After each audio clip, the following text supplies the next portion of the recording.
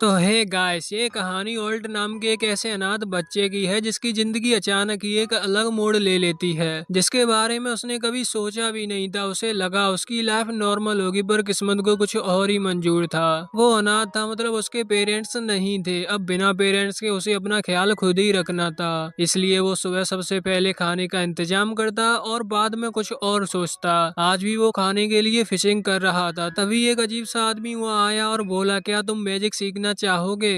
अब ऑल्ट के लिए ये सच में बहुत बड़ी बात थी। उसे भी एक मैजिशियन बनना था, पर वो एक कॉमनर है जिनके अंदर जब तक बचपन से ही टैलेंट न हो तब तक उन्हें कोई नहीं पूछता। यही वजह थी कि उसे भी अभी उस अजीब आदमी पर थोड़ा शक हो रहा था, लेकिन एट द एंड उसने भरोसा कर लिया और मैजिक सीखने के लिए हाँ कर दी। उस दिन के बाद ऑल्ट ने पूरे दिन एल्डस के साथ ट्रेनिंग करना शुरू कर दी। जैसे जैसे उसने मैजिक को जाना, वैसे वैसे उसका सपना बन गया एक पावरफुल मेज बनना। वैसे एक दिन एल्डस उसे फायर मैजिक सिखा रहा था, जो थोड़ा मुश्किल था, पर ऑल्ट ने हार नहीं मानी। पूरे दिन प्रैक्टिस करने के बाद आखिरकार उसने फायर स्पेल पर पूरा कंट्रोल पा लिया। हालांकि वो थोड़ा डिसअपॉइंटेड था, क्योंकि उसे पूरा एक दिन लग गया। इस पर एल्डस मुस्कुराकर कहने लगता है कि जिस स्पेल को तुमने एक दिन में सीख लिया, उसे अच्छे अच्छे मैजिशियन महीनों लगा देते हैं सीखने में। इससे ऑल्ट के चेहरे पर हल्की सी मुस्कान आ गई, लेकिन उसका जज्बा तो कुछ और ही था। उसने एल्डस से कहा कि वो और मैजिक सीखना चाहता है। एल्डस बोलता है कि आज के लिए इतना काफी है, चलो अब थोड़ी फिशिंग करते हैं। ऑल्ट को ये बात ज्यादा पसंद नहीं आई, क्योंकि वो जल्दी पावरफुल बनना चाहता था, या यूं कह लो कि मैजिक के बारे में और जानना चाहता था। पर इस पर एल्डस ने हंसते हुए कहा कि तुम में इनक्रेडिबल टैलेंट है ऑल्ट, अगर मैं भी तुम्हें ट्रेन ना करूं तो भी तुम एक दिन एक महान मेज बनते।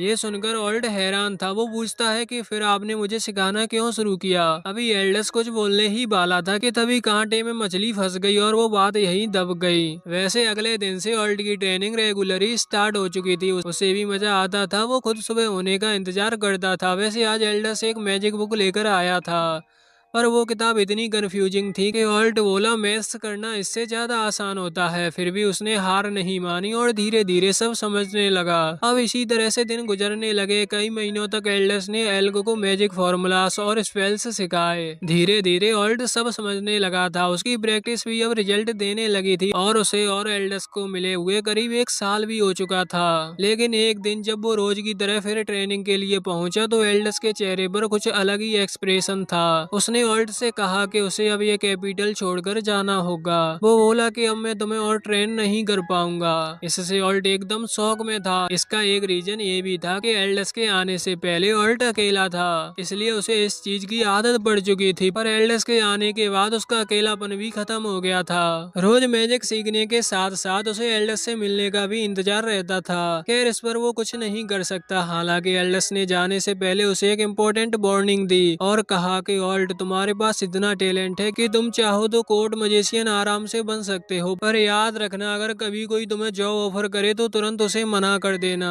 वो जगह तुम्हारे लिए बिल्कुल नहीं है। अब ये सुनकर ऑल्ट बहुत हैरान था, इसलिए उसने पूछा भी कि ऐसा क्यों? पर एल्डस ने उसे कारण नहीं बताया और कहा, ये तुम्हारे लिए ही अच्छा होगा। जो सुनकर ऑल्ट कहने लगा कि कम से कम ये तो बताओ कि आपने मुझे मैजिक सिखाने के लिए क्यों चुना। इस पर एल्डस बताता है कि ऑल्ट की मदर जब वो जिंदा थी तब उसने एल्डस की मदद की थी और एल्डस उसी काइंडनेस का बदला चुकाने के लिए ऑल्ट के पास आया था। वैसे इसके बाद उन दोनों ने ही एक दूसरे को अलविदा कहा और सीन सीधा कुछ साल बाद शिफ्ट हुआ। ऑल्ट अब रॉयल अकेडमी का स्टूडेंट बन चुका था। एक दिन उसे वहाँ एक पुरानी किताब मिली जिसमें उस अकेडमी के पुराने स्टूडेंट्स के बारे में लिखा हुआ था। जब ऑल्ट ने थोड़े पन्ने पलटाए तो उसमें ऑल्ट को एल्डस की तस्वीर दिखी। ऑल्ट को पता चला एल्डस अकेडमी का टॉपर था, जो बाद में कोर्ट मजिशियन बना। एल्डस ने वही चुना था, वो उसने ऑल्ट को चुनने से मना किया है। अभी ऑल्ट यही सोच रहा था कि आखिर एल्डस ने ऐसा क्यों किया, पर तभी उसे वहाँ नीचे दिखा कि एल्डस को बाद में कोर्ट मजिशियन के काम से निकाल दिया गया था। हालांकि वहाँ इस चीज का कारण नहीं लिखा था, इसलिए ऑल्ट समझ गया था कि जरूर कुछ गड़बड़ है, क्योंकि वो एल्डस को अच्छी तरह से जानता है। एल्डस गलत नहीं हो सकता, इसलिए ऑल्ट फैसला करता है कि वो कोर्ट मजिशियन बनेगा और इंपीरियल कोर्ट की नजरों में अपने मास्टर एल्डस का नाम क्लियर करेगा। साथ ही पता लगाएगा कि आखिर तब हुआ क्या था। हालांकि इस चीज में वो ये भूल चुका था कि एल्डस ने उसे यही करने से मना किया था। वैसे कुछ सालों बाद ओल्ट के साथ भी वही हुआ जो एल्डस के साथ हुआ था, उसे भी धक्के मारकर निकाल दिया। असल में ओल्ट कोर्ट मेज के साथ साथ एक हीरो पार्टी का मेंबर भी बन चुका था, जिसका लीडर था खुद उस किंगडम का क्राउन प्रिंस रेगुलस। उसके अलावा दो और मेंबर थे, एक मेज जिसका नाम था लेनी और एक नाइट जिसका नाम था एक्स। लेकिन एक दिन मिशन के बीच में ही प्रिंस ने ओल्ट की तरफ देखा और बोला कि ओल्ट तुम किसी काम के नहीं हो। ये सुनकर ओल्ट चौंक गया और उसने रेगुलस से पूछा कि ऐसा क्यों। तो रेगुलस कहने लगा कि मेरी जॉब है तलवार लेकर फ्रंट लाइन पर लड़ना, वही लेनी अपने मैजिक से मॉन्स्टर्स को खत्म करती है और एक्स हम दोनों को प्रोटेक्ट करता है और नजर रखता है। लेकिन तुम तो बस पीछे खड़े होकर सपोर्ट स्पेल्स डालते रहते हो, जिनके बिना भी हम उतने ही ताकतवर हैं जितने उनके साथ। ये सुनकर ओल्ट उसे समझाता है कि सपोर्ट मैजिक टीम के लिए इक्वली इम्पोर्टेंट है, पर प्रिंस ने बीच में ही उसकी बात काट दी थी और खुद कहने लगा था कि तुम्हारे सपोर्टिव मैजिक की किसी को भी जरूरत नहीं है। वैसे तो असल में ओल्ट भी कभी खुद इस पार्टी में शामिल नहीं होना चाहता था, पर जब प्रिंस मतलब रेगुलस ने खुद उसे कहा तो वो मना नहीं कर पाया, क्योंकि एक प्रिंस को ना करना बहुत गलत फैसला हो सकता था। खैर अब तो प्रिंस ही नहीं, लेनी और एक्स ने भी उसे यूजलेस कह दिया था, जबकि असली यूजलेस तो रेगुलस खुद है और यूजलेस के अलावा वो सबसे बड़ा बेवकूफ भी है। उसने रूल बना दिया कि कॉमनर्स वेपन्स नहीं रख सकते, क्योंकि उसे डर था कोई उसकी फेम चुरा न ले। तब ओल्ट ने उसे समझाने की कोशिश भी की थी। ओल्ट ने उसे समझाया कि इमरजेंसी के समय पर हर मेंबर के पास हथियार रहना जरूरी है, पर रेगुलस के पास दिमाग ही नहीं है जो वो खुद कुछ सोच सके। इसलिए आखिर में उसने ओल्ट को वहाँ से जाने का ऑर्डर दे दिया। ओल्ट अभी बहुत हैरान था, वो सोच रहा था कि मैंने इतना सब किया फिर भी आखिर में मुझे क्या मिला, इस तरह की बेइज्जती। अभी वो ऑर्डर्स, वो इंसल्ट, वो अन्याय सब उसके दिमाग में घूमने लगा था। लेकिन आखिर में उसने सब बोलने का सोचा, क्योंकि ये सब याद रखने से उसे कुछ नहीं मिलने वाला। वैसे भले ही उसे टीम से निकाल दिया था, लेकिन फिर भी उसके दिल में अभी भी लॉयल्टी बाकी थी। वो सोचता है कि चलो जाते जाते मैं अगर उनके काम आ सकता हूँ तो क्या तकलीफ है। ओल्ट ने मॉन्स्टर्स के अटैक पैटर्न्स और स्ट्रेटजीज को बहुत अच्छे से स्टडी किया था, जो देखा जाए तो खुद की स्ट्रेटजीज के लिए बहुत अच्छी नॉलेज साबित हो सकती है। इसीलिए उसने एक लेटर तैयार किया और सोचा कि इससे रेगुलस और उसकी टीम को लड़ने में हेल्प मिलेगी। लेकिन जब वो उस लेटर को देने के लिए कासल गेट पहुंचता है तो गार्ड्स उसे रोक लेते हैं और कहते हैं कि कोर्ट से ऑर्डर आया है कि ओल्ट तुमसे कोर्ट मेज का टाइटल छीन लिया गया है, अब बिना परमिशन तुम्हें अंदर नहीं जाने दिया जा सकता। अभी ओल्ट का इतना खतरनाक डाउनफॉल चल रहा था कि उसे भी यकीन नहीं हो रहा था कि आखिर उसके साथ ऐसा क्यों हो रहा है। वो जिस गेट में कभी बहुत प्राउड से होकर अंदर जाता था, अब वहीं से उसे भगाया जा रहा है। वैसे अभी जब ओल्ट ये सब सोच रहा था तभी वहाँ पीछे से लेनी आ जाती है। अभी वो ओल्ट को देखते ही हंसने लगी थी और बार बार उसका मजाक उड़ा रही थी। असल में लेनी हमेशा से ओल्ट से जलती थी। जब वो एकेडमी में था उसने न्यू डंजन रिकॉर्ड बनाया था और लोग उसकी तारीफ करते नहीं थकते थे।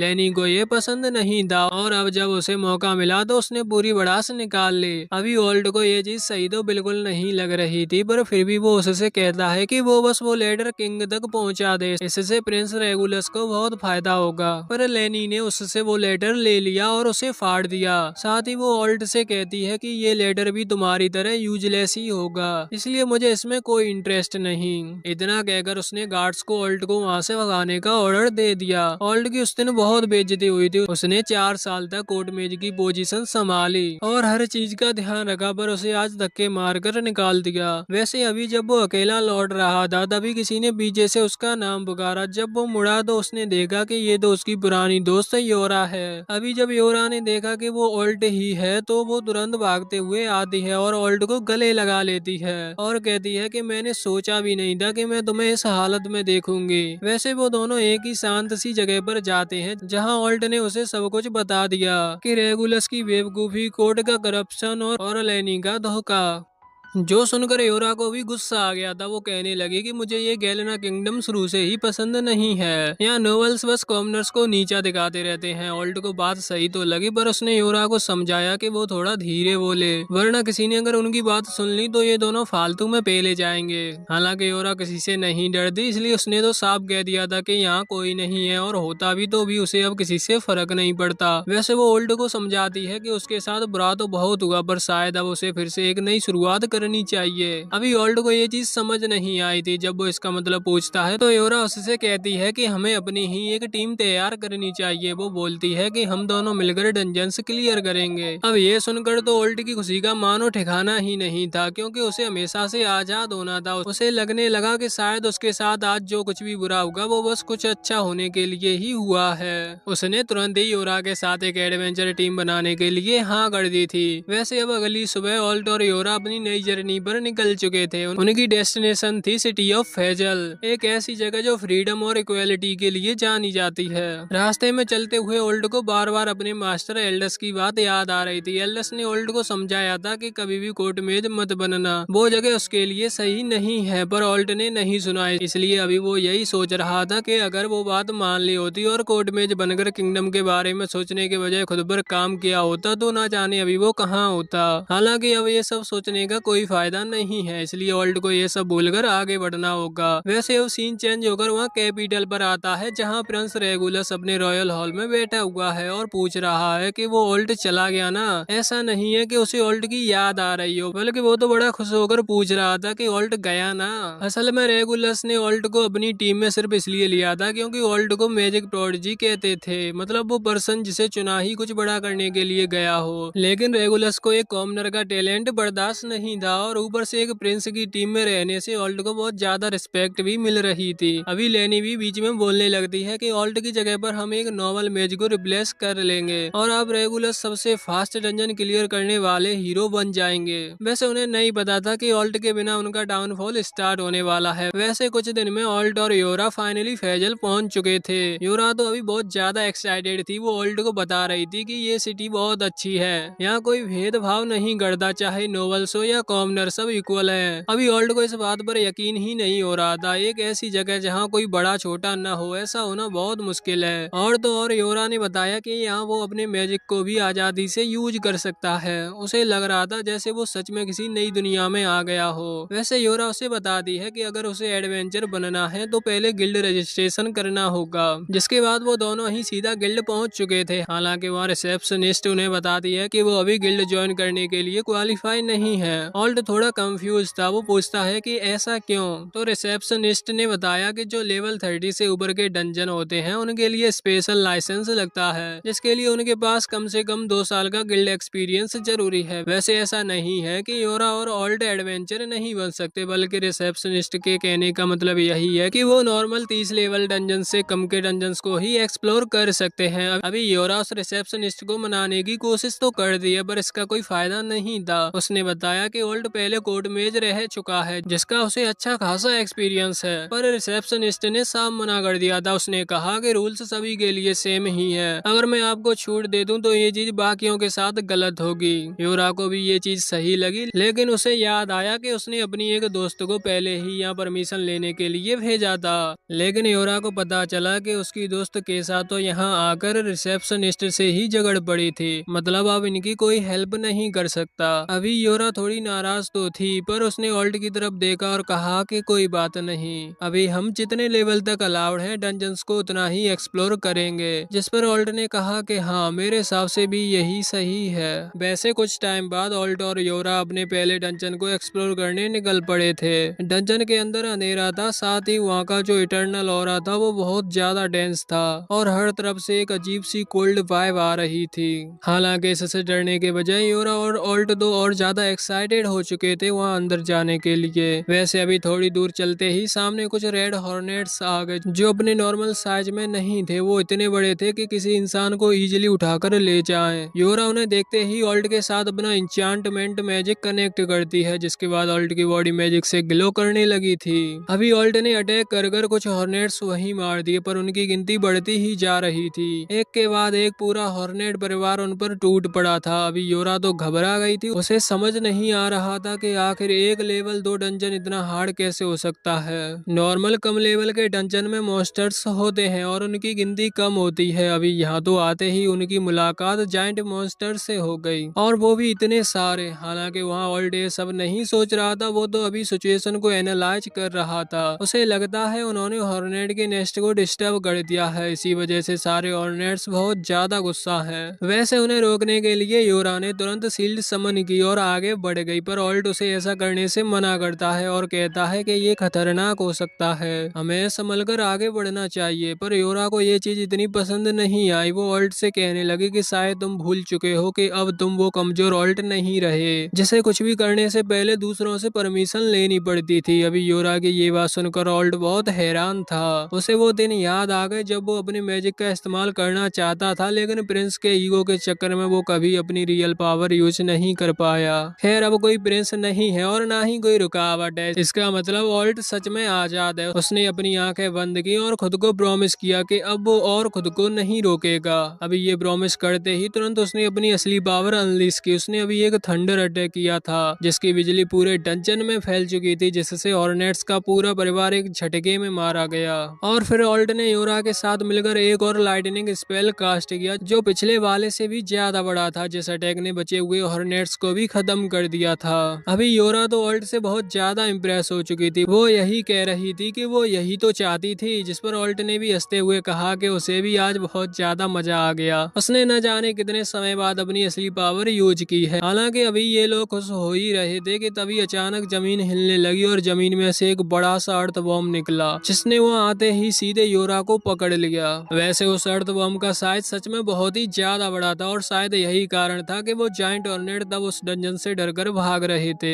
वैसे अभी यहाँ जब उस अर्थ बॉम्ब ने योरा को पकड़ा तो वो बिल्कुल भी घबराई नहीं, बल्कि वो ऑल्ट से कहने लगी कि स्कूल लीव करने के बाद से कहीं उसका अटैकिंग मैजिक कमजोर तो नहीं पड़ गया। जिस पर ऑल्ट कहता है कि बिल्कुल भी नहीं, बस तुम तैयार रहना, मैं तुम्हें अपनी पूरी पावर दिखाता हूँ। इतना कहते ही ऑल्ट ने अपना सबसे ताकतवर अटैक यूज किया। वो यहाँ फायर मैजिक का इस्तेमाल कर रहा था जिसकी उसने सबसे ज्यादा प्रैक्टिस की है। वहाँ योरा ने भी अपने आसपास एक शील्ड बैरियर क्रिएट कर लिया था जो कि उसे ऑल्ट के अटैक से बचाएगा। अभी ऑल्ट की जो फायर फ्लेम्स थी उनके कारण वो अर्थ बॉम्ब जलने लगा था और फायर सच में इतनी ताकतवर थी कि एक अटैक ही काफी था उस अर्थ बॉम्ब को खत्म करने के लिए। हालांकि योरा अभी उन फ्लेम्स के बीच है, लेकिन ऑल्ट को उसकी चिंता नहीं, क्योंकि वो जानता है कि योरा का डिफेंसिव मैजिक बहुत स्ट्रॉन्ग है। कुछ देर में उन फ्लेम्स से वो अर्थ बॉम्ब वहीं जलकर खत्म हो गया और योरा वापस नीचे आ गई। उसने ऑल्ट की तारीफ की क्योंकि ऑल्ट सच में पहले की तरह अपने मैजिक का इस्तेमाल कर सकता है, जबकि उसे कई साल हो गए अपनी फायर मैजिक को इस्तेमाल करे हुए। वो रेगुलस के साथ कभी अपनी अटैक टाइम मैजिक का इस्तेमाल नहीं कर पाता था, लेकिन फिर भी उसके अटैक अभी भी उतने ही ताकतवर हैं जितने के पहले थे। योरा कह रही थी कि अगर उनके बाकी दोस्त भी उन्हें मिलते तो वो ऑल्ट से मिलकर कितने खुश होते।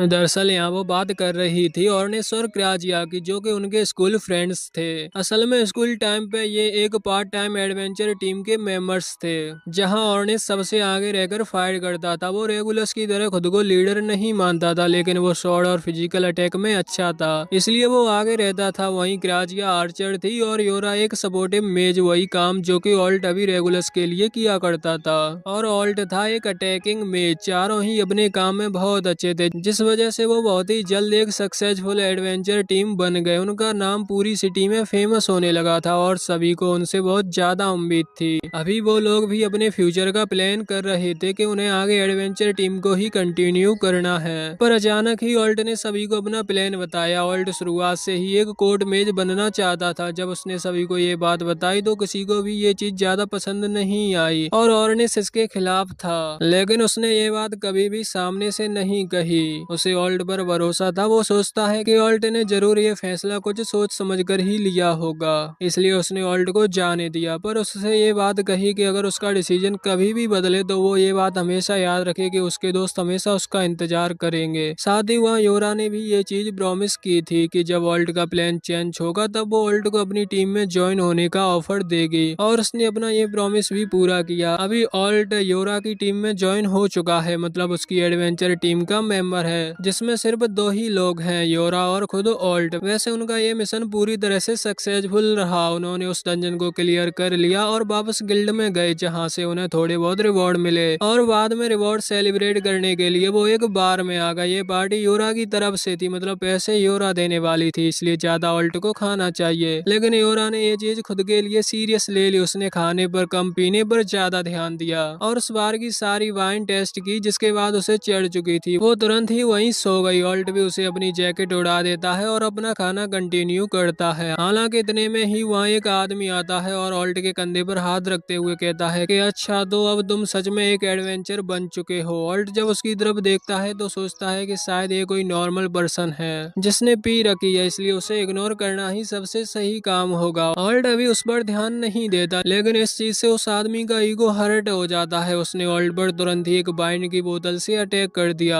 हालांकि ऑल्ट एक शील्ड क्रिएट करते हुए खुद को बचा लेता है और खुद भी हमला करने के लिए तैयार हो जाता है, लेकिन इतने में ही वो आदमी अपने पास से कार्ड निकालते हुए वहाँ टेबल पर रखता है। उसमें कुछ लिखा हुआ था। ऑल्ट अभी उस कार्ड की तरफ देख पाता जिससे पहले ही योरा की आंख खुली और उसने सामने देखा और कहा कि अरे गिल्ड मास्टर, आप यहाँ पर इतना कहकर वो फिर से सोने लगी थी। अभी ऑल्ट तो इस चीज से बहुत हैरान था। वैसे उस कार्ड पर यही लिखा हुआ था वो आदमी सच में गिल्ड मास्टर है, मतलब पूरा गिल्ड वही चलाता है। उसने ये चीज पहले से सुनी थी कि कोर्ट मजिशियन को निकाल दिया गया है, मतलब ऑल्ट को उसके काम से निकाल दिया गया और अब वो इस सिटी में एक एडवेंचर बनने के लिए आया है और अब ये चीज उसने खुद अपनी आंखों से देख ली। वैसे वो शुरुआत से ही ये चीज देखना चाहता था कि आखिर एक कोर्ट मजिशियन कितना ताकतवर होता है, इसलिए वो ऑल्ट का टेस्ट लेना चाहता है। वो ऑल्ट से कहता है कि क्या ऑल्ट ट्रेनिंग के तौर पर उसके साथ एक फ्रेंडली बैटल करेगा, जिसके लिए ऑल्ट ने भी हाँ कर दी थी। अभी जैसे ही ये बात वहाँ योरा के कानों में पड़ी तो उसकी सारी वाइन उतर गई, क्योंकि उसे गिल्ड मास्टर के बारे में सब कुछ पता है। हालांकि ऑल्ट इस गिल्ड मास्टर के बारे में सब कुछ नहीं जानता। जब वो वहाँ ट्रेनिंग सेंटर की तरफ बढ़े तो वहाँ पहुंचकर ऑल्ट को पता चला कि गिल्ड मास्टर का नाम है लेवियल, जो कि बहुत पहले एक एस रैंक की एडवेंचर टीम का हिस्सा रह चुका है। वो सच में बहुत ही ताकतवर है। हालांकि ऑल्ट इस चीज से डरा नहीं था। वो ये तो समझ गया कि लेवियल से लड़ना उसके लिए मुश्किल होगा, लेकिन ये ट्रेनिंग के लिए सबसे अच्छी चीज साबित हो सकती है।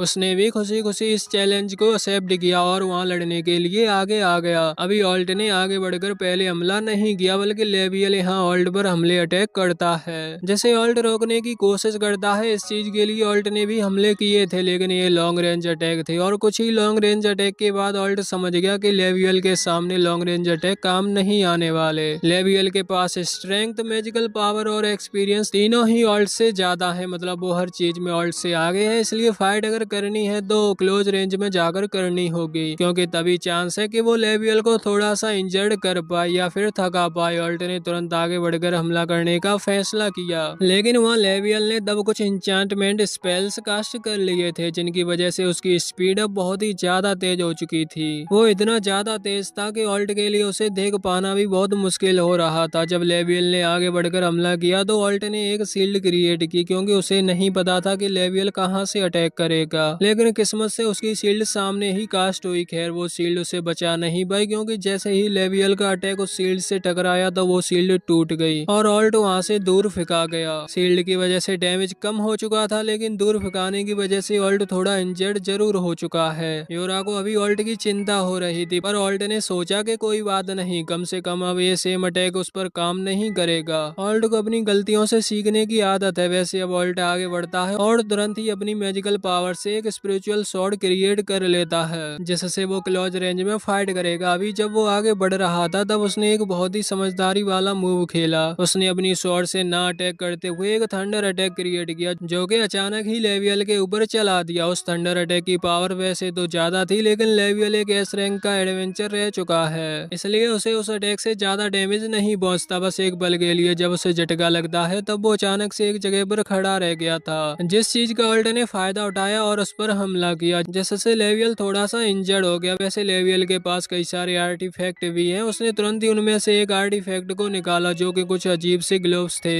जिनको वो पहन लेता है। ये ग्लोव्स असल में उसकी पावर को बढ़ाते हैं और साथ ही साथ हर कुछ सेकंड में उसे हील भी करते रहते हैं। मतलब ऑल्ट जितनी देर लेवियल से लड़ाई लड़ेगा उतनी ही ऑल्ट के जीतने के चांसेस कम होते जाएंगे, क्योंकि ऑल्ट जब तक लड़ेगा तब तक उसकी पावर कम होगी। लेकिन वक्त के साथ साथ लेवियल धीरे धीरे अपनी पावर को हील करता जाएगा। अभी ऑल्ट सोच रहा था कि उसे अगर लेवियल को हराना है तो उसके नॉर्मल अटैक्स ही पावरफुल होने चाहिए, जिससे लेवियल्स को हील होने का मौका ही ना मिले। लेकिन अब सेम अटैक्स लेवियल पर भी काम नहीं करेंगे। ऑल्ट ने जब फिर से वो थंडर अटैक यूज किया तो वो लेवियल पर काम नहीं किया, उसे तो गुदगुदी सी हुई और वो हंसने लगा। हालांकि पहली बार से उसने ऑल्ट की तारीफ जरूर की थी, क्योंकि तब सच में वो लेवियल को टच करने में कामयाब हो चुका था। वैसे अभी फिर से ऑल्ट अपनी तलवार लेकर आगे बढ़ता है, जो देखकर लेवियल उस पर अटैक करता है, लेकिन ऑल्ट सामने से नहीं अड़ता। बस वो हल्की सी स्पीड इंक्रीज करता है और अपना अटैक लेवियल पर पहले ही चल देता है। अभी ऑल्ट की वो स्पिरिचुअल स्वॉर्ड लेवियल से टकरा चुकी थी, जिससे उसे थोड़ा सा डैमेज पहुंचा, लेकिन ऑल्ट भी यही ही चाहता था क्योंकि ऑल्ट भी उसी समय पर पीछे मुड़ चुका था।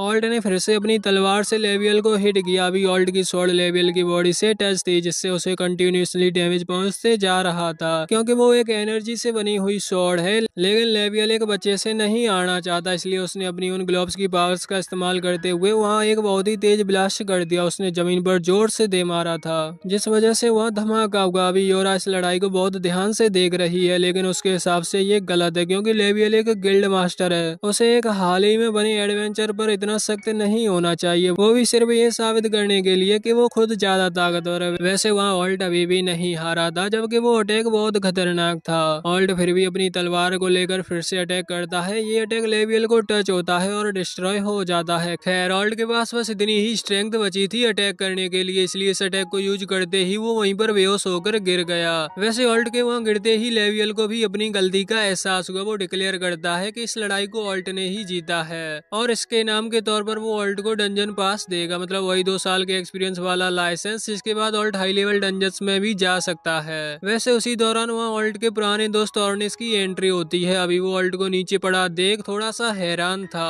क्योंकि ऑल्ट ने अभी अभी गिल्ड मास्टर से लड़ाई की है। हालांकि वो लेवियल से कहने लगा था कि तुमने गलत किया, तुम अपने स्पेशल आर्टिफैक्ट का इस्तेमाल कर रहे थे उसके खिलाफ, जबकि तुम्हें पता है कि उसने अभी अभी एडवेंचर टीम को ज्वाइन किया है। जिस पर लेवियल कहता है कि मुझे पता है मैंने गलती की, लेकिन इसके बदले मैं ऑल्ट से माफी मांग लूंगा, साथ ही मैं उसे एडवेंचर पास देने के लिए भी रेडी हूँ और बस वो मुझ पर केस न करे। इसके बदले वो जो मांगेगा मैं उसे दे दूंगा। वैसे ऑल्ट अभी बेहोश था और उसे थोड़े आराम की जरूरत है, इसलिए वो लेवियल के ऑफिस में आ जाते हैं, जहाँ उन्होंने ऑल्ट को लिटा दिया क्योंकि वो अभी सो रहा है। वहीं ऑर्निस अभी योरा से कह रहा था कि तो ऑल्ट ने कोड मैजिशियन की पोजीशन छोड़ दी, शायद उसे वो चीज पसंद नहीं। मैं तो ये बात पहले से ही जानता था। अभी इतने में ही वहाँ पर उस गिल्ड की रिसेप्शनिस्ट आती है और लेवियल से कहती है कि उसे एक अर्जेंट काम है और लेवियल को भी उसके साथ चलना होगा। लेवियल उसके साथ चला गया, लेकिन सबसे पहले उसने ऑर्निस को सलाह दी कि वो उसके वाइन कलेक्शन को बिल्कुल ना छेड़े, वरना उसके साथ अच्छा नहीं होगा।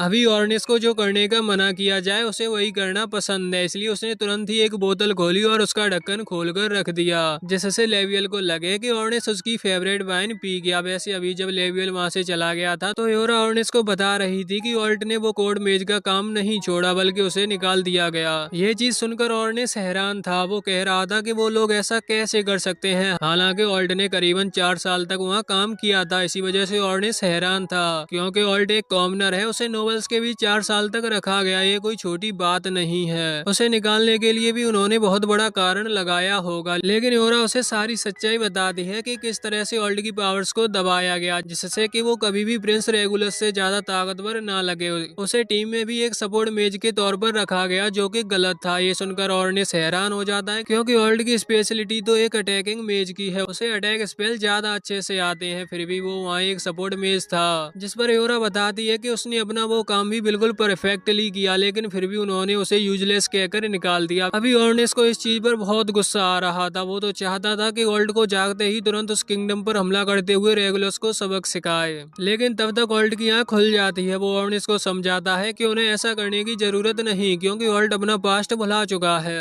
और फिर से वहाँ नहीं जाना चाहता। हालांकि ऑर्निस को ये चीज पसंद नहीं आई। अगर ऑल्ट उससे कहता तो वो खुद जाकर रेगुलस को अकेले सबक सिखाता, लेकिन अब जब ऑल्ट ही ऐसा नहीं चाहता तो वो ऐसा नहीं करेगा। वो कहता है कि मेरे पास दूसरा रास्ता है, क्यों ना हम हमारी एडवेंचर टीम को दुनिया की सबसे स्ट्रॉन्गेस्ट एडवेंचर टीम बनाए, जिसके बाद वो रेगुलस खुद तुम्हें फिर से टीम ज्वाइन करने का ऑफर देगा और तुम उसे रिजेक्ट कर कर उसकी औकात याद दिला देना। इससे तुम्हारा बदला भी पूरा हो जाएगा। ऑल्ट को भी ये बात बिल्कुल सही लगी और उसने हाँ कर दी। वैसे तभी ऑर्निस और योरा को वहाँ से बुला लिया गया था। असल में जब वो रिसेप्शनिस्ट वहाँ से लेवियल को बुलाकर ले गई, तब इसका कारण था कि एक एस रैंक टीम का एक बहुत खतरनाक डंजन में फंस जाना। वहाँ से सिर्फ एक ही लड़की बचकर बाहर आ पाई, जिसका नाम है क्रिस्टा। ये भी एक एस रैंक टीम की मेंबर है। हालांकि ये बताती है कि इसके सारे टीममेट्स उस डंजन के 64th फ्लोर पर फंसकर रह गए हैं, जिन्हें जल्द से जल्द बचाना होगा। हालांकि वो डंजन बहुत खतरनाक है, इसलिए सभी सोच रहे थे कि वो उस डंजन को क्लियर कैसे करेंगे, लेकिन डरने का वक्त नहीं है। इन्हें जल्द से जल्द वहाँ जाना चाहिए, वरना वो एस रैंक एडवेंचर्स अपनी जान गवा देंगे। यहाँ ऑर्निस और योरा तो पूरी तरह से तैयार थे, क्योंकि उन्होंने अभी अभी अपनी एक एडवेंचर टीम क्रिएट की है और इतना बड़ा मिशन मिल जाना बहुत किस्मत की बात है। और वैसे भी उनके साथ ऑल्ट है, इसलिए वो जानते हैं कि इस मिशन में उन्हें कुछ नहीं होगा। हालांकि वहाँ दूसरी तरफ ऑल्ट, जो कि अभी भी उस कमरे में बैठा हुआ है, वो यही सोच रहा था कि ना जाने वहाँ वो क्या बात कर रहे होंगे। इतने में ही वहाँ ग्राजिया की एंट्री हुई। इसे ऑर्नेस और योरा ने बुला लिया था।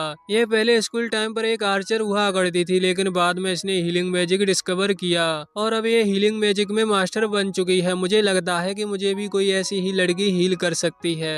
खैर वहाँ जब वो ऑल्ट को अकेले बैठा हुआ देखती है तो उससे पूछती है कि वो यहाँ क्या कर रहा है। तो ऑल्ट बताता है कि वहाँ मीटिंग चल रही थी और वो अभी अभी यहाँ आया है, मतलब एक आउटसाइडर है, इसलिए वो वहाँ नहीं गया। इस पर ग्राजिया कहती है कि वो आउटसाइडर नहीं है, वो यहीं का है, वो बस आउटसाइड गया था और अब वो वापस घर लौट आया है, उसे ऐसा फील करने की जरूरत नहीं। इतने में ही उसने ऑल्ट के सर पर हाथ रखते हुए अपने हीलिंग मैजिक से उसे हील कर दिया। वैसे उसी दौरान वहाँ ऑर्नेस और योरा आते हैं और मीटिंग के बारे में बताते हैं। उन्हें एक बहुत पावरफुल डंजन में जाना है। उस डंजन को खतरनाक डंजन इसलिए भी माना जाता है क्योंकि वहाँ पर हीलिंग मैजिक काम नहीं आता। वहाँ लोग पोर्शंस या हीलिंग मेडिसिन के भरोसे जाते हैं। वहाँ के मॉन्स्टर्स ताकतवर हैं, जिनसे लड़ते वक्त कोई भी इंजर्ड हो सकता है, पर वहाँ हीलिंग मैजिक काम नहीं आता, इसलिए खुद को रिकवर करना बहुत मुश्किल है। अभी इस सब के बावजूद भी ग्राजिया वहाँ जाने के लिए तैयार थी। ऑल्ट ये देखकर हैरान था, पर ग्राजिया कहती है कि उसे पूरा भरोसा है कि ऑल्ट सब कुछ संभाल लेगा।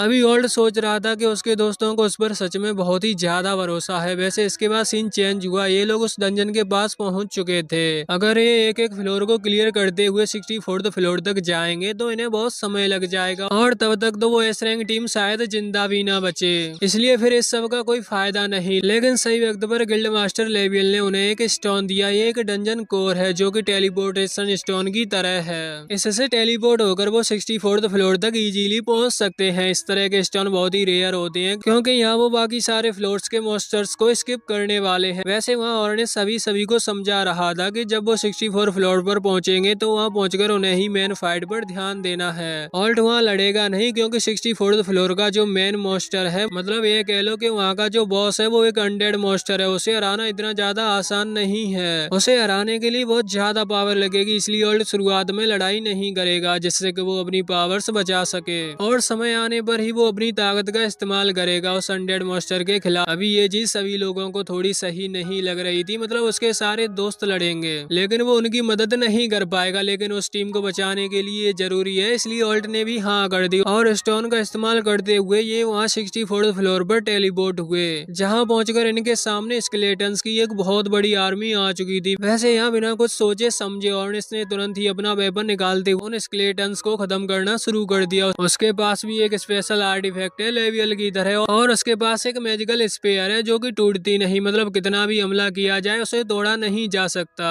और ये चीज ऑर्नेस की फेवरेट है। वैसे अभी वो अकेले ही उन सभी स्केलेटन्स को खत्म करते जा रहा था। वहाँ योरा कहती है कि अगर वो चाहे तो वो उस पर एक स्पेल कास्ट कर सकती है जिससे उसकी पावर से इंक्रीज होंगी, लेकिन ऑर्नेस को उस स्पेल की जरूरत नहीं, वो अकेला ही उन स्केलेटन्स के लिए काफी है। अभी ऑल्ट भी इस चीज से इम्प्रेस था। वैसे वो और ग्राजिया आगे बढ़ रहे हैं क्योंकि ऑल्ट को अपनी पावर बचानी है, लेकिन अचानक ही ऑल्ट को कुछ महसूस हुआ और वो तुरंत ही पीछे पलटा। वहाँ पर कोई नहीं था, लेकिन फिर भी ऑल्ट ने तुरंत अपने थंडर मैजिक से वहाँ अटैक किया, जो देखकर उसके सभी दोस्त थोड़े से हैरान थे। वो ऑल्ट से पूछते हैं कि आखिर क्या हुआ, तो ऑल्ट बताता है कि उसने वहाँ किसी की प्रेजेंस को महसूस किया था। ऑर्नेस को ऑल्ट पर पूरा भरोसा है। वो कहता है कि क्या तुम वो करेक्ट जगह मुझे बता सकते हो, जिस पर ऑल्ट कहता है कि ये मुझे नहीं पता। हालांकि ऑल्ट ने तुरंत ही अपनी स्पिरिचुअल स्वॉर्ड लेकर फिर से अटैक किया और वहीं अटैक किया जहां से उसे वो एनर्जी महसूस हुई थी और उसके बाद उनके सामने आ गया एक ग्रिम रीपर जो कि बाकी स्केलेटन से बहुत ज्यादा ताकतवर है। ये इनविजिबल था इसलिए दिखाई नहीं दे रहा था। अभी ऑर्नेस ये चीज देखकर खुश हुआ कि ऑल्ट अभी भी एनर्जी सेंस कर सकता है, मतलब वो अभी बूढ़ा नहीं हुआ है। वो ऑल्ट की तारीफ करते हुए कह रहा था कि अच्छा है हम तुम्हें साथ लाए क्योंकि यहाँ के सारे मॉन्स्टर्स को मैं अकेले मार सकता हूँ, लेकिन बस वो मुझे दिखाई देने चाहिए और उन्हें देखने में तुम मेरी मदद करोगे।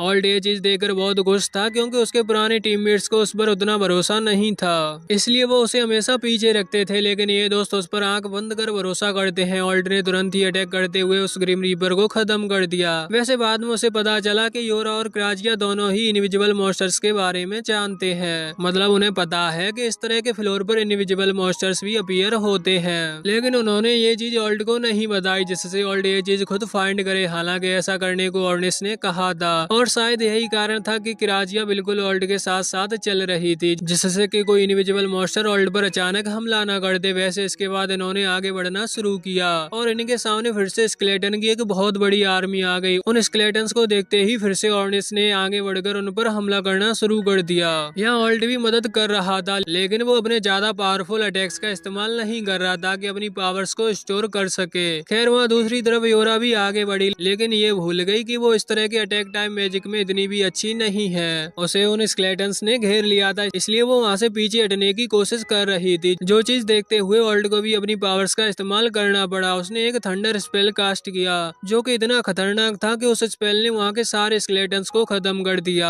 हालांकि ऑर्निस उससे पूछता है कि आखिर ऑल्ट हर बार अपने थंडर स्पेल्स का इस्तेमाल क्यों कर रहा है, क्योंकि स्कूल के टाइम पर वो अपने हर टाइप के मैजिक स्पेल्स का इस्तेमाल करता था। जिस पर ऑल्ट जवाब देता है कि इसका कारण वह मेरी पुरानी टीम है। वहाँ ऑल्ट को हमेशा पीछे रखा गया और दूसरी तरफ रेगुलस, जो कि बेवकूफ था, वो हमेशा आगे बढ़कर अचानक हमला कर देता। इस वजह से कई बार मदद करने के लिए ऑल्ट को स्पेल कास्ट करने पड़ते। उन सभी स्पेल्स में से थंडर स्पेल्स ही ऐसा है जो कि सबसे फास्ट कास्ट किया जा सकता है। इसी वजह से उसकी आदत बढ़ गई थंडर स्पेल्स कास्ट करने की। वैसे अभी जब वो ये सब बातें कर रहे थे, तभी उन्हें अचानक से किसी की प्रेजेंस महसूस हुई। वो चारों ही समझ गए कि ये जरूर इस डंजन बॉस की प्रेजेंस है। मतलब यहाँ उन्हें डायरेक्शन मिल चुकी थी कि अब उन्हें किस तरफ आगे बढ़ना है। उन सभी में ऑर्निस सबसे तेज दौड़ता है, मतलब कि वो सबसे आगे रह सकता है, और ऑर्निस को भी ये चीज सबसे ज्यादा पसंद आई। वो तुरंत ही सीधा आगे की तरफ भाग पड़ा। यहाँ बाकी तीनों अपने मैजिक की मदद से गायब होकर आगे बढ़ रहे थे, जिससे रास्ते में किसी मॉन्स्टर से उन्हें ना टकराना पड़े और सीधा बॉस तक पहुंचा जा सके। कुछ देर बाद वो वहाँ पहुंचे जहाँ पर ऑर्निस उनका इंतजार कर रहा था।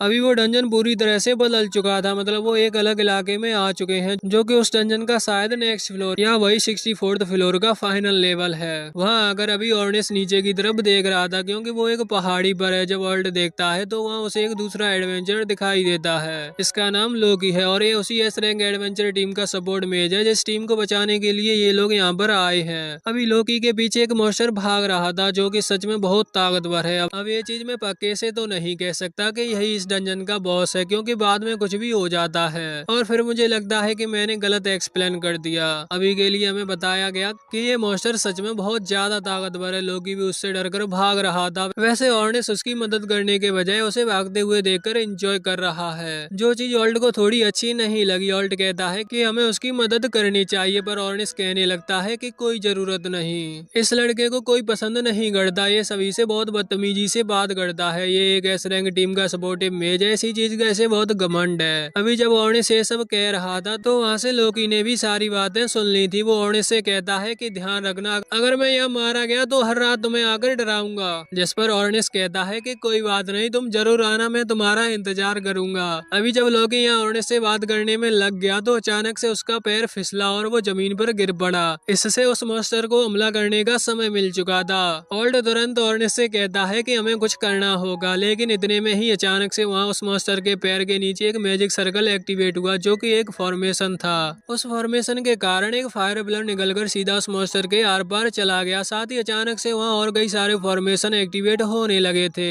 लोकी एक सपोर्टिव मेज है, इसलिए उसे इस तरह के कई सारे फॉर्मेशन क्रिएट करने आते हैं। उसने ये एक ट्रैप तैयार किया था और वहाँ भी वो जानबूझकर गिरा था। ये चीज ऑर्निस, क्राची और योरा तीनों ही मानते हैं कि लोकी बहुत ही बदतमीज है, लेकिन वो एक बहुत ही अच्छा स्ट्रेटेजिस्ट मेज है, मतलब वो स्ट्रेटजी बनाने में बहुत अच्छा है। अभी जब वो मॉन्स्टर उन फायर पिलर्स के बीच गिर चुका था, तब लोकी उसे देखकर हंस रहा था। अचानक वहाँ बहुत ही तेज एनर्जी रिलीज हुई, ऐसा लग रहा था जैसे वो मॉन्स्टर मारा जाएगा, लेकिन उसकी हार्ड बॉडी ने उन फायर पिलर्स को सह लिया और वो उस अटैक से आजाद हो गया। जिसके बाद उसका सीधा हमला लोकी की तरफ था, क्योंकि लोकी कुछ ज्यादा ही हंस रहा था। लेकिन अब समय आ चुका था लोकी को बचाने का। ऑर्निस सबसे तेज है, इसलिए वो सबसे पहले आगे बढ़कर लोकी को उठाकर वहाँ से दूर भागता है। इधर ऑल्ट, क्राची और योरा अलग डायरेक्शन से उस मॉन्स्टर पर अटैक करते हैं, जिससे वो उसका ध्यान अपनी तरफ खींच सके। वो मॉन्स्टर पहले तो उनकी तरफ मुड़ चुका था, लेकिन अभी भी उसका मेन टारगेट लोकी है, क्योंकि वो उससे बदला लेना चाहता है। हालांकि ये चीज ऑर्निस को भी पता है, इसलिए वो तुरंत लोकी को यहाँ क्राचिया के ऊपर फेंकते हुए कहता है कि इसे दूर लेकर जाओ, तब तक मैं इस मॉन्स्टर को संभालता हूँ। अभी लोकी तो इस चीज से बहुत गुस्सा था। वैसे वहाँ ऑर्निस योरा से कहता है कि उसे जितने भी सपोर्टिव स्पेल्स कास्ट करने आते हैं वो उन सभी को उस पर कास्ट कर दे, क्योंकि वो इस मॉन्स्टर को खत्म करके ही रहेगा। योरा ने भी ऐसा ही किया, उसने दुनिया भर के सपोर्टिव स्पेल्स कास्ट कर दिए, जिनके बाद ऑर्निस की पावर, स्पीड और स्ट्रेंथ सब बहुत ही ज्यादा बढ़ चुकी थी। वो पूरी रफ्तार में वहाँ उस मॉन्स्टर पर हमला करने के लिए आगे बढ़ता है। अभी उसके अटैक ताकतवर तो बहुत थे, लेकिन वो मॉन्स्टर इतना ज्यादा स्ट्रॉन्ग है कि वो उन अटैक्स को भी सह गया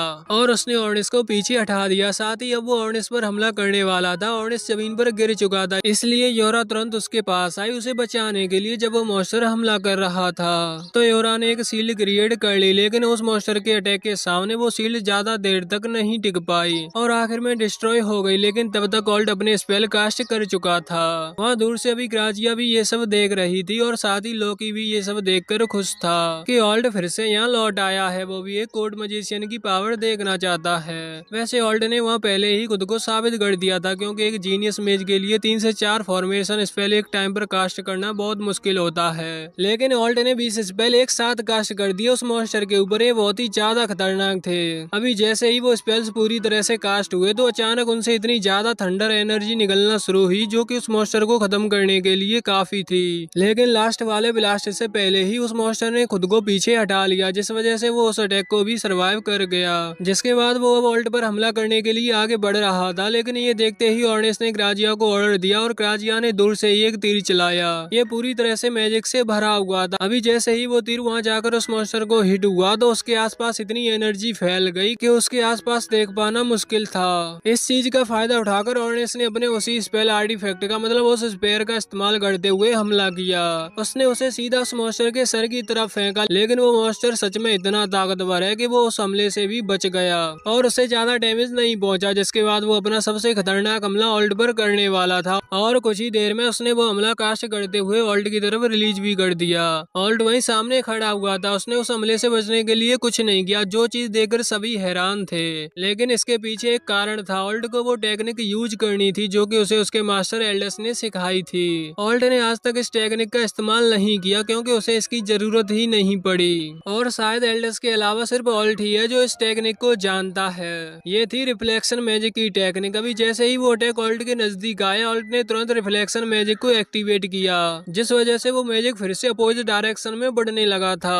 मतलब अब वो खुद उस मॉन्स्टर की तरफ बढ़ रहा था। जैसे ही वो अटैक उस मॉन्स्टर से टकराया तो वहाँ एक धमाका हुआ। वो मॉन्स्टर खुद भी अपने अटैक के लिए तैयार नहीं था, इस वजह से अब वो कमजोर पड़ चुका था। इसी चीज का फायदा उठाते हुए ऑर्निस ने उसके सर को अलग कर दिया और यहाँ इनकी जीत हुई। वैसे अब ग्राजिया और लोकी भी यहाँ इन लोगों के पास आ चुके थे। लोकी ऑल्ट की पावर से बहुत ज्यादा इम्प्रेस था। वो कह रहा था कि तुम सच में कोर्ट मेज बनने के लायक हो, तुमने तो कमाल ही कर दिया। लेकिन ऑल्ट उसे शुक्रिया तो कहता है और साथ ही साथ ये भी बताता है कि अब वो एक कोर्ट मेज नहीं है, उसे निकाल दिया गया। लोकी ये सुनकर बहुत हैरान था। वो कह रहा था कि आखिर उस किंगडम के लोग कितने बेवकूफ होंगे जो उन्होंने ऑल्ट जैसे टैलेंट को निकाल दिया। ऑल्ट उनके लिए कितना फायदेमंद साबित हो सकता था, हालांकि ये उन लोगों की बेवकूफी है। अभी के लिए इन्हें फाइनल बॉस की तरफ बढ़ना होगा, जो सुनकर सभी हैरान हो गए, क्योंकि उन्हें भी यही लग रहा था कि इतना पावरफुल मॉन्स्टर ही यहाँ का बॉस हो सकता है। पर लोकी बताता है कि ये बॉस नहीं था, हालांकि ये सेकंड बॉस था। दरअसल इस डंजन पर 2 फाइनल बॉस थे और इस बॉस का तो आईक्यू ही कम था। इसी वजह से लोकी ने फैसला किया कि इसे वो अकेला संभालेगा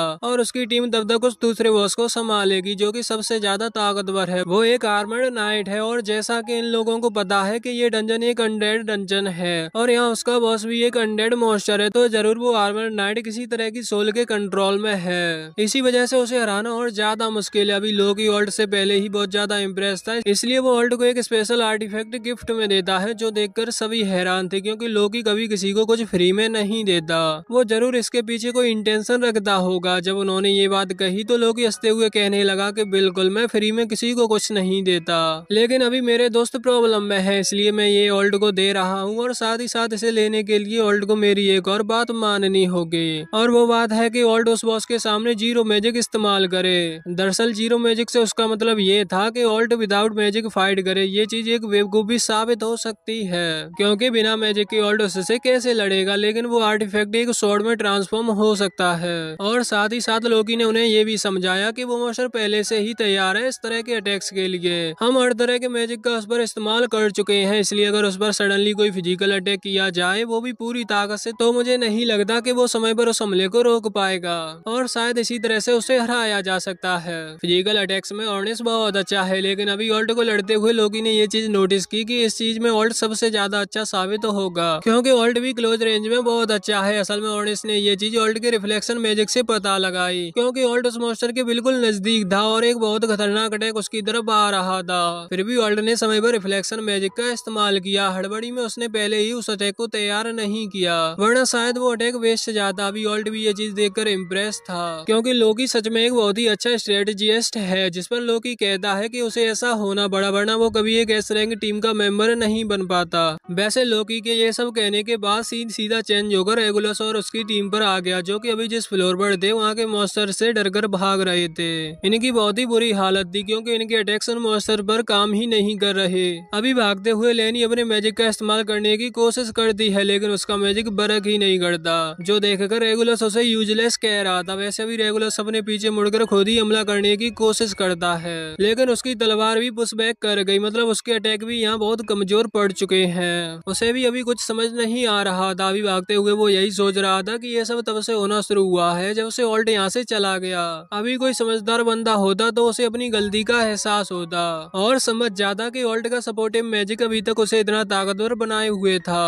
लेकिन वो बेवकूफ ये सोच रहा था कि शायद ऑल्ट ने उस पर कोई बंगाली जादू कर दिया है, जिस वजह से वो कमजोर हो चुका है। अभी उसे अपने अंदर कमजोर इतनी ज्यादा महसूस होने लगी थी कि वो वहीं गिर गया, लेकिन उसका दूसरा टीममेट उसे उठाकर किसी तरह से उस डंजन के बाहर सेफली ले आता है। अभी डंजन से बाहर निकलते ही पहले तो रेगुलस ने अपनी थोड़ी मरहम पट्टी करवाई और बाद में अपने किंगडम के एक नोबल मजिशियन जिसका नाम वोल्कन है उससे मिलने पहुंच गया। वो वोल्कन से कह रहा था कि वोल्कन उस पर मैजिक से पता लगाए कि क्या उस पर किसी तरह के बंगाली जादू का इस्तेमाल किया गया है। लेकिन जब वोल्कन ने ये चीज पता लगाने की कोशिश की तो उसे ऐसा कोई भी स्पेल उस पर महसूस नहीं हुआ। जो सुनकर रेगुलस हैरान था। वो कह रहा था कि ऐसे कैसे हो सकता है, फिर बाकी में इतना कमजोर कैसे पड़ गया। उस फ्लोर पर मेरा मैजिक काम ही नहीं कर रहा था, मेरा ही नहीं बल्कि मेरे टीममेट्स का भी, जिस पर वोल्कन कहने लगा कि ये तो आसान बात है, तुम 38 फ्लोर पर थे, वहाँ पर मैजिक कम हो जाता है। हालांकि ऐसा आज से पहले रेगुलस ने किसी भी फ्लोर पर महसूस नहीं किया था। 37 फ्लोर तक उन्होंने सारे फ्लोर्स इजीली क्लियर किए। इसके पीछे सीक्रेट था ऑल्ट जो कि उनके साथ था, लेकिन 38 फ्लोर पर वो उनके साथ नहीं था। इसी वजह से उनकी इतनी बुरी हालत हो गई। अभी वोल्कन भी यही समझाने की कोशिश कर रहा था कि ऑल्ट के सपोर्टिंग मैजिक के कारण ही वो इजीली फ्लोर क्लियर करते जा रहे थे, और ऑल्ट खुद भी अकेले 68 फ्लोर तक पहुंच चुका है। इसका मतलब उसके लिए ये सारे फ्लोर्स कोई बड़ी बात नहीं थी, वो सिर्फ उनकी हेल्प कर रहा था। लेकिन रेगुलस ये बात मानने को तैयार ही नहीं था। उसके हिसाब से एक कॉमनर कभी इतना स्ट्रांग नहीं हो सकता। खैर इतने में ही वहाँ पर एक गार्ड आ गया जो कि रेगुलस को अपने साथ चलने को कहता है। असल में रेगुलस को उसके फादर मतलब खुद किंग बुला रहे हैं ऑल्ट से रिलेटेड कोई बात करने के लिए। अभी रेगुलस को पूरा भरोसा था कि उसके फादर उसी को सपोर्ट करेंगे, लेकिन ऐसा कुछ भी नहीं था। जब रेगुलस वहाँ पहुंचा तो किंग उसे एल्डर्स की स्टोरी सुनाने लगे। रेगुलस ने पहले एल्डर्स के बारे में कभी नहीं सुना था। किंग बताते हैं कि एक नॉवल हुआ करता था जिसका नाम था एल्डर्स। वो बेवकूफ था। वो बताते हैं कि वो एक नॉवेल था, इसलिए उसके पास परमिशन थी कि वो किंग से डायरेक्ट बात कर सकता था। उसकी एज तब कम थी। वो हमेशा कहता रहता था कि हर किसी के पास अलग टैलेंट होता है, किसी को भी कमजोर नहीं समझा जा सकता, उन्हें सभी का टैलेंट देखकर आगे बढ़ना चाहिए। ये चीज किंगडम के लिए बहुत अच्छी साबित हो सकती है, लेकिन किंग ने उसकी बात नहीं मानी। उनका मानना था कि सिर्फ नॉवेल्स ही ताकतवर बन सकते हैं, कॉमनर्स के पास ना ही इतनी फैसिलिटी है और ना ही इतना टैलेंट। जिसके बाद एल्डर्स ने अपना नोवेल टाइटल हटा दिया। मतलब उसके बाद वो एक नोवेल नहीं रहा और एक कॉमनर बनकर खुद को साबित करने की कोशिश की। वो एकेडमी का टॉपर बना। बाद में उसने कोड मजिशियन की भी पोस्ट ज्वाइन की और सभी को समझाने लगा कि कॉमनर भी यहाँ तक आ सकते हैं। उसने कई सारे ऐसे कॉमनर को ढूंढा जो कि बहुत अच्छा कर सकते थे, लेकिन कभी नहीं कर पाए क्योंकि वो कॉमनर्स थे। हालांकि किंग को कभी एल्डर्स की बात समझ नहीं आई, लेकिन वो अब उसे बेवकूफ इसलिए कह रहे हैं क्योंकि वो बहुत समय तक किंग को ये बात समझाते रहा, जबकि उसे ये समझ जाना चाहिए था कि वो ये नहीं समझ पाएंगे। खैर अब किंग को ये बात समझ आ चुकी है। वो अभी यही बात बता रहे थे कि एल्डर्स तब वहाँ से चला गया, लेकिन उन्हें इस चीज पर भरोसा हो गया कि एक कॉमनर भी हर चीज हासिल कर सकता है। इसी वजह से उन्होंने ओल्ड को मौका भी दिया था। ओल्ड ने लगभग 68 फ्लोर क्लियर किए, जो कि बहुत ही ज्यादा बड़ी बात थी। उसने खुद को साबित कर दिया था, पर बाद में कोड मजिशियन बनकर रेगुलस का साथ देने लगा। रेगुलस ने उसे भगा दिया, जो चीज बिल्कुल सही नहीं थी। हालांकि रेगुलस अभी अपनी गलती मानने को तैयार नहीं था। वो यही कह रहा था कि 38 फ्लोर बहुत ही ज्यादा मुश्किल था अब मेरी हालत देखिए, अगर ऑल्ट तब मेरे साथ होता तो उसकी भी ये हालत होती, शायद उसकी तो और बुरी हालत होती, क्योंकि वो बस एक सपोर्टिव मैच था।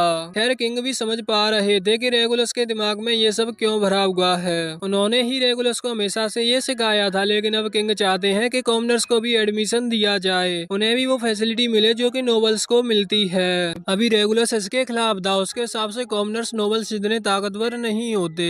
वो यही कही जा रहा था कि अगर ऑल्ट यहाँ होता तो उसकी हालत मुझसे भी खराब होती, लेकिन इतने में ही एक गार्ड वहाँ आया जिसके पास वो पेपर थे जो कि ऑल्ट ने तैयार किए थे। ऑल्ट ने एक लेटर बनाकर ये पेपर किंग को देने को कहे थे। उसे पता था कि 37 फ्लोर के बाद अब रेगुलस 38 फ्लोर की तरफ बढ़ेगा, जहाँ पर मैजिक का यूज लगभग ना के बराबर किया जा सकता है। मतलब बहुत हाई लेवल मैजिशियन ही होगा जो कि थोड़ा बहुत मैजिक उस फ्लोर पर यूज कर पाए, क्योंकि वहाँ सप्रेशन स्पेल्स लगे हुए हैं। वो गार्ड बताता है कि ऑल्ट जाने से पहले ये लेटर आप तक और प्रिंस रेगुलस तक पहुँचाना चाहता था, लेकिन प्रिंस रेगुलस की टीम मेंबर लेनी ने ये पेपर फाड़कर वहीं फेंक दिए और उसे यूजलेस कहकर वहाँ से भगा दिया। अभी रेगुलस को तो अपनी आंखों पर यकीन ही नहीं हो रहा था, लेकिन सच उसकी आंखों के सामने था। अभी वो किंग से कहता है कि उसे अपनी तबीयत ठीक नहीं लग रही और वहाँ से चला जाता है। इधर किंग नोबल मजिशियन वोल्गन से कहते हैं कि वो रेगुलस का ख्याल रखे और उसकी मदद करे, जिस पर वोल्गन ने भी प्रॉमिस कर दिया। वैसे वहाँ दूसरी तरफ रेगुलस को भी बहुत बुरा लग रहा था, उसे समझ नहीं आ रहा था कि ये चीज वो पहले क्यों नहीं समझ पाया। उसने हमेशा ऑल्ट को यूजलेस समझा था, जबकि ऑल्ट तो उससे भी ज्यादा ताकतवर था, फिर भी ऑल्ट उसके सामने कुछ नहीं कहता था। अभी मुझे नहीं पता कि सच में रेगुलस को इतना ज्यादा बुरा फील हो रहा है या नहीं, पर उसके फेशियल एक्सप्रेशन देखकर यही लग रहा था। अब तो ये फ्यूचर में ही पता चलेगा कि वो सच में दिल का अच्छा बन चुका है या ये बस नाटक है। अभी के लिए सीन चेंज होकर वापस वहाँ ऑल्ट पर आ चुका था, जो कि अभी लोकी से कह रहा था कि आखिर वो इतने खतरनाक मॉन्स्टर के सामने सिर्फ तलवार लेकर कैसे जा सकता है। बिना मैजिक के इतने पावरफुल मॉन्स्टर से लड़ना एक गलत फैसला भी साबित हो सकता है, जिस पर लोकी कहता है कि उसने ऐसा कहा ही नहीं कि ऑल्ट को बिना मैजिक का इस्तेमाल करे लड़ना है। वो बस ये चाहता है कि ऑल्ट शुरुआत में अपनी तलवार का इस्तेमाल करे और मैजिक बिल्कुल भी यूज ना करे। जो सुनते हुए अभी ग्राजिया कहने लगी थी कि ये तो बेवकूफी होगी, ऑल्ट को मैजिक यूज करना आता है, फिर भी वो मैजिक का यूज ना करे, इसमें कैसी समझदारी है। पर लोकी बताता है कि वहाँ जो मॉन्स्टर है वो हम जितना ही समझदार है, इसलिए अगर उसे पता चला कि ऑल्ट किस तरह का मैजिक जानता है और उसका पावर लेवल क्या है तो वो उसके लिए पहले से तैयार होगा। मैं बस ये चाहता हूँ कि ऑल्ट अपनी तलवार का इस्तेमाल करे और उस मौके का इंतजार करे जब मैजिक यूज करना सबसे सही रहेगा। ऑल्ट कहता है कि हम तुम्हारी बात पर कैसे भरोसा कर लें, जिस पर लोकी कहता है कि तुम्हें करना होगा और मैं तुम्हें मैजिक यूज करने से बिल्कुल नहीं रोकूंगा, बस तुम मेरे सिग्नल का इंतजार करना। अब ऑल्ट भी इस चीज के लिए मान गया था और अब बारी थी उस मेन बॉस के पास जाने की। यहाँ से भागते हुए पहुंचना बेवकूफी है, क्योंकि ये बहुत लंबा रास्ता है, भागते भागते ही ये लोग थक जाएंगे, इसलिए जरूरत थी एक टेलीपोर्टेशन फॉर्मेशन की।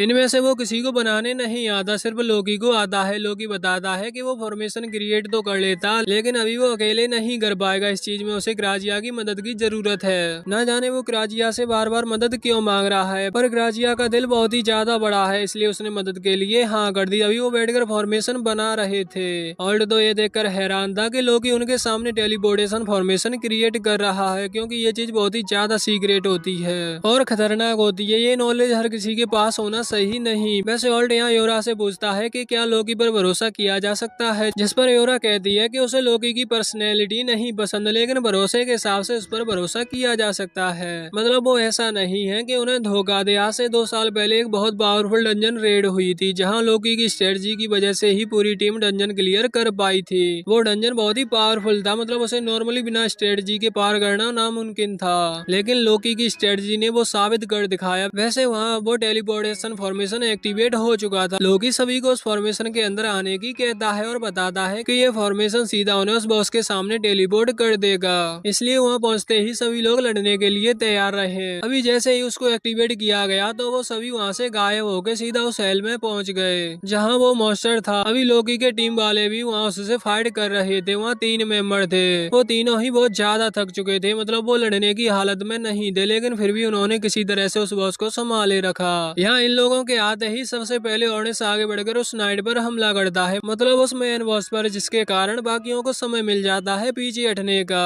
अभी लोकी और ग्राजिया मदद कर रहे थे उन लोगों को दूर ले जाने में, जिससे कि वहाँ ले जाकर वो हील कर सकें। वैसे भी हीलिंग मैजिक काम नहीं आएगा, इसलिए पोर्शंस का इस्तेमाल करना पड़ेगा। इधर ऑल्ट भी आगे बढ़ चुका था उस नाइट पर हमला करने के लिए। नॉर्मली सीधा हमला नहीं किया जा सकता, क्योंकि वो बहुत ताकतवर है और ऑल्ट को मैजिक का इस्तेमाल नहीं करना है, इसलिए सही मौका देखकर ऑर्निस ने अटैक किया। जब वो नाइट हवा में जंप करने की कोशिश करता है तो ऑर्निस उसके कपड़े पर अपनी तलवार लगा देता है, जिससे वो नाइट छलांग नहीं लगा पाता और इसी चीज का फायदा उठाते हुए ऑल्ट पीछे से आकर उसकी गर्दन अलग कर देता है। ये चीज इन्हें पहले से पता थी कि यहाँ जितने भी नाइट उन्हें मिले हैं वो कोई पर्सन नहीं है, मतलब कोई इंसान नहीं है जिसकी फिजिकल बॉडी हो, वो बस डंजन की एनर्जी पर काम कर रहे हैं। इसका मतलब सर अलग कर देने से भी कोई फर्क नहीं पड़ने वाला, और अगर फर्क पड़ता भी तो यहाँ के डंजन बॉस का सर अलग करना इतना ज्यादा आसान नहीं होता। अभी वो लोग देखते हैं कि उस नाइट के सर में कई सारे टेंटिकल्स निकल रहे हैं और मैजिकल एनर्जी पहले से ज्यादा इंक्रीज हो चुकी है। वो बॉस अचानक से फिर से हवा में आता है और बहुत ही पावरफुल अटैक ऑल्ट की तरफ करता है, जिसे ऑल्ट ने अपनी तलवार से रोक लिया था। लेकिन वो नोटिस करता है कि उस बॉस की पावर और ज्यादा इंक्रीज हो चुकी है, मतलब पहले वो अपनी कम पावर यूज कर रहा था इन लोगों को उस पर हमला करने का मौका देने के लिए। ऑल्ट समझ चुका था कि ये लड़ाई अब और ज्यादा मुश्किल होने वाली है, लेकिन फिर भी उसने अपनी तलवार से उस नाइट को रोक रखा था। वहाँ दूसरी तरफ योरा इस वक्त जितने हो सके उतने मैजिक स्पेल्स कास्ट कर रही थी ऑर्निस पर, जिससे ऑर्निस की ताकत को इंक्रीज किया जा सके। जैसे ही वो सारे स्पेल कास्ट हुए तो ऑर्निस ने आगे बढ़कर अपने स्पीयर से हमला किया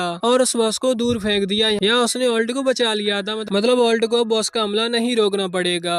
ऑल्ट इस चीज से बहुत इम्प्रेस है कि वो तलवार अभी तक टूटी नहीं, लेकिन नॉर्मल सी बात है कि वो एक लीजेंडरी आर्टिफैक्ट है, वो इतनी आसानी से नहीं टूटेगा। नॉर्मल तलवार अभी तक कब की टूट चुकी होती। वैसे अभी ऑर्निस के हमले ने उस बॉस को बहुत ही बुरी तरह से दूर फेंका है, लेकिन फिर भी इन लोगों को पता है कि वो अभी तक मरा नहीं होगा, क्योंकि उसे हराना इतना आसान नहीं है और वो एक अनडेड है, मतलब वो इस तरह के हमलों से नहीं मरने वाला। खैर अचानक ही वो बॉस फिर से उठा और उसने अपना सर उठाकर वापस से रिजॉइन कर लिया। वो सर फिर से कनेक्ट हो चुका था। अभी बहुत तेज चीखते हुए वो आगे बढ़कर हमला करता है। उसकी चीख इतनी ज्यादा तेज थी कि यहाँ इन लोगों को अपने कान बंद करने पड़े, जिस चीज का फायदा उठाकर उसने ऑल्ट को टारगेट बनाया, क्योंकि उसके हिसाब से तो ऑल्ट ही सबसे ज्यादा ताकतवर है। वहाँ उसने ऑल्ट पर अभी एक मार्शल आर्ट अटैक किया था जो कि सीधा ऑल्ट को ही हिट हुआ और ऑल्ट वहाँ से दूर फेंका गया। वो अभी दीवार से टकराने वाला था, लेकिन योरा ने एक असन स्पेल का इस्तेमाल करते हुए उसे बचा लिया, वरना उसकी हड्डियां टूट जाती।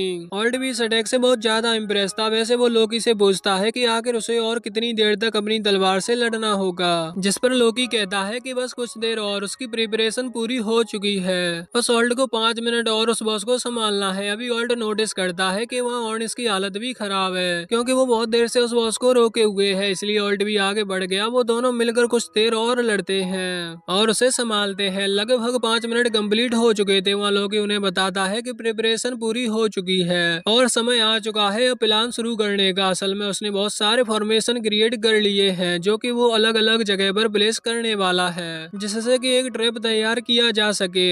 और उसका जो पहला फॉर्मेशन था वो उसके पास ही था। उसकी एनर्जी इतनी ज्यादा थी कि जैसे ही उस बॉस ने उस एनर्जी को महसूस किया तो उसने फैसला किया कि उसे सबसे पहले लोकी को खत्म करना होगा, वरना वो उस एनर्जी के बीच फंसकर रह जाएगा। यहाँ उसने अटैक करते हुए लोकी पर हमला किया, लेकिन लोकी तो वहाँ था ही नहीं। वो जो था वो बस एक इल्यूजन था। लोकी तब तक वहाँ से दूर आ चुका था। अभी सही मौके पर लोकी के टीममेट्स ने अटैक किया और उस बॉस को डैमेज पहुंचाया। वहीं दूसरी तरफ ऑल्ट और ऑर्निस के पास टेलीपोर्टेशन फॉर्मेशन एक्टिवेट हो चुका था, जो साइज में छोटा था। उसे लोकी ने वहाँ इसलिए ट्रैप किया था जिससे कि वे दोनों वहाँ से गायब हो सके। अभी ये सब देखते हुए वो बॉस ये चीज समझ चुका था कि ये सारा प्लान लोकी का था, मतलब उसके हिसाब से लोकी ही मेन पर्सन है जिसे उसे हराना होगा अगर वो खुद की जान बचाना चाहता है। तो यही सोचकर उसने फिर से लोकी पर हमला किया। इस बार वो असली लोकी था, इसलिए उसे तलवार से उस बॉस का अटैक रोकना पड़ा। उसके पास फिजिकल स्ट्रेंथ इतनी ज्यादा नहीं है कि वो ज्यादा देर तक इस तरह के हमले रोक पाए, इसलिए योरा भी उसकी मदद कर रही थी और उसके स्पेल्स लोकी को पावर दे रहे थे। लेकिन लोकी एक स्ट्रेटेजिस्ट है, मतलब वो स्ट्रेटजी बनाने में अच्छा है। इस तरह के स्पेल से अपनी पावर बढ़ाकर फिजिकल फाइट करने में उसे बिल्कुल एक्सपीरियंस नहीं है, इसलिए वो समझ चुका था कि वो ज्यादा देर तक नहीं लड़ पाएगा। उस नाइट ने अटैक किया और लोकी वहाँ उस टावर से नीचे गिरने लगा। भी गिरते हुए वो हंस रहा था, क्योंकि जो कुछ भी हुआ सब उसके प्लान के हिसाब से ही हुआ। वो वहाँ से ऑल्ट से कहता है कि अब तुम्हारी बारी है, मैंने जो कहा था वो कर दिया, ये वो सब कमजोर हो चुका है, अब तुम्हें अपनी पावर दिखानी होगी। उसके इतना कहते ही ये पार्ट यहीं पर खत्म हो गया। और गाइस इस वीडियो पर अच्छा सपोर्ट करिए, हम इसका अगला पार्ट जल्दी लेकर आएंगे।